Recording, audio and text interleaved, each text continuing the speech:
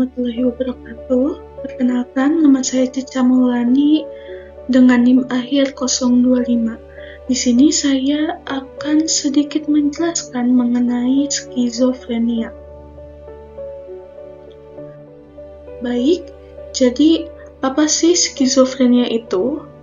Skizofrenia berasal dari dua kata, yaitu skizo dan juga frenia. Skizo artinya retak atau pecah, dan frenia artinya jiwa. Oleh karena itu, orang yang menderita gangguan jiwa skizofrenia adalah orang yang mengalami keretakan jiwa atau kepribadian. Skizofrenia merupakan sindrom heterogen kronis yang ditandai dengan pola pikir yang tidak teratur, delusi, halusinasi, dan perubahan perilaku yang tidak tepat, serta adanya gangguan fungsi psikososial. Skizofrenia merupakan sekelompok reaksi psikotik yang mempengaruhi fungsi individu, termasuk cara berpikir, berkomunikasi, merasakan, dan menunjukkan emosi, gangguan otak yang ditandai dengan pikiran kacau, waham, halusinasi, dan perilaku yang aneh. Untuk gejala dari skizofrenia biasanya terlihat pada masa remaja atau dewasa muda dan terjadi secara kronis serta dapat menetap. Skizofrenia lebih sering terjadi pada akhir masa remaja atau usia lebih dari 40 tahun. Mengapa demikian? Karena rentan usia tersebut merupakan usia produktif yang dipenuhi oleh berbagai macam faktor, seperti beban tanggung jawab yang besar dan juga stres. Di mana faktor pencetus stres itu diantaranya yaitu mencakup masalah dengan keluarga, kemudian teman kerja dan juga pekerjaan yang berat hingga masalah ekonomi yang dapat mempengaruhi perkembangan emosional individu. Kemudian untuk penyebab skizofrenia itu sendiri belum diketahui secara pasti sampai saat ini. Namun, beberapa peneliti telah menunjukkan bahwa adanya struktur dan fungsi otak yang abnormal. Pada penderita gangguan skizofrenia terjadi perubahan struktur otak, yaitu ukuran otak bagian tertentu menjadi lebih kecil dari ukuran normal. Kemudian kombinasi faktor genetik dan lingkungan sangat berperan penting dalam perkembangan skizofrenia. Lalu, faktor genetik dapat mempengaruhi terjadinya penyakit skizofrenia ini. Pada seorang dengan riwayat kedua orang tua mengalami gangguan skizofrenia, maka beresiko sekitar 40% untuk mengalami gangguan skizofrenia. Lalu, pada kembar monozigot atau kembar identik, jika salah satu telah terdiagnosis mengalami gangguan skizofrenia, maka kemungkinan kembar lainnya akan mengalami gangguan skizofrenia tersebut sekitar 50%. Kemudian apa saja sih gejalanya? Jadi, gejala skizofrenia ini dapat dikelompokkan menjadi dua macam, yaitu gejala positif dan juga gejala negatif. Di mana gejala positif yang diperlihatkan seorang penderita skizofrenia ini adalah sebagai berikut. Yang pertama yaitu delusi atau waham. Delusi atau waham merupakan keyakinan yang salah terhadap kenyataan yang tidak sesuai dengan latar belakang sosial dan kultural seorang skizofrenia. Meskipun telah dibuktikan secara objektif bahwa kenyataan tersebut tidak benar, namun penderita skizofrenia ini tetap meyakini kebenarannya. Penyimpangan dari proses berpikir penderita skizofrenia ini menyebabkan terbentuknya waham tersebut. Lalu yang kedua yaitu halusinasi. Halusinasi merupakan persepsi sensori tanpa stimulus eksternal.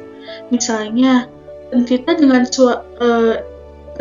mendengar suara atau bisikan di telinga, padahal tidak ada sumber dari suara tersebut atau bisikan tersebut. Yang ketiga yaitu kekacauan alam pikir. Hal ini dapat dilihat dari cara bicara dan isi pembicaraan yang kacau sehingga tidak dapat diikuti alur pikirannya.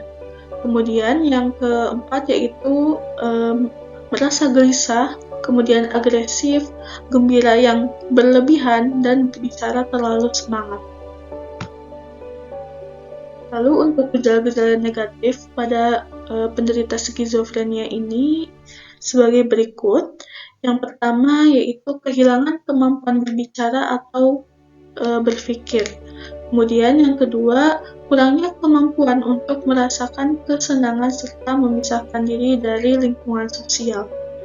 Penderita merasa jauh dari dirinya sendiri atau orang lain dan tidak berdaya.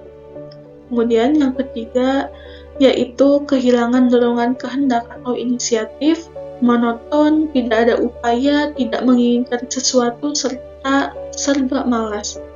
Kemudian yang keempat, alam perasaan yang tumpul dan datar merupakan penurunan intensitas ekspresi dan juga emosi. Penderita tampak acuh atau hanya merespon superficial atau tidak mendalam. Kemudian ekspresi emosi penderita sangat sedikit, bahkan ketika afek atau respon tersebut seharusnya diekspresikan, namun penderita tidak menunjukkannya. Kemudian, gejala ini merupakan gejala yang khas pada penderita skizofrenia kronis. Penderita tidak dapat bereaksi secara normal dalam intensitas emosional dan tidak mempunyai perasaan. Kemudian untuk pengobatannya, tujuan utama dari terapi skizofrenia adalah untuk pemulihan. Di sini terdapat 3 tahap terapi skizofrenia, yaitu yang pertama fase akut, kemudian fase stabilisasi, dan juga fase pemeliharaan. Di mana terapi pada pasien skizofrenia ini dapat mempergunakan terapi farmakologi dan terapi non-farmakologi. Terapi farmakologi merupakan terapi obat yang bertujuan untuk mengontrol pasien, mencegah bahaya pada pasien, dan mengurangi gejala psikotik pada pasien. Salah satu terapi farmakologi yang digunakan pasien skizofrenia adalah terapi antipsikotik.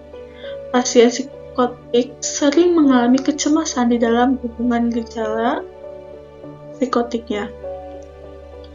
Sehingga penggunaan antipsikotik sering dikombinasikan dengan anti-ansietas. Sedangkan salah satu terapi non-farmakologi adalah psikoedukasi.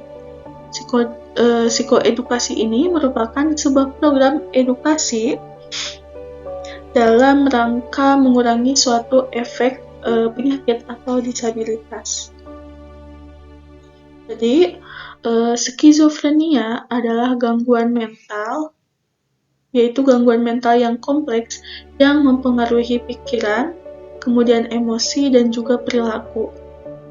Penting untuk kita memahami gejala, penyebab, dan juga penanganannya agar dapat mendukung mereka yang mengalami kondisi ini. Dengan kesadaran dan juga dukungan, serta pengobatan yang tepat, individu dengan skizofrenia dapat menjalani kehidupan yang produktif. Oleh karena itu, mari kita tingkatkan pemahaman dan juga empati terhadap mereka yang terdampak. Itu saja yang bisa saya sampaikan. Terima kasih. Wassalamualaikum warahmatullahi wabarakatuh.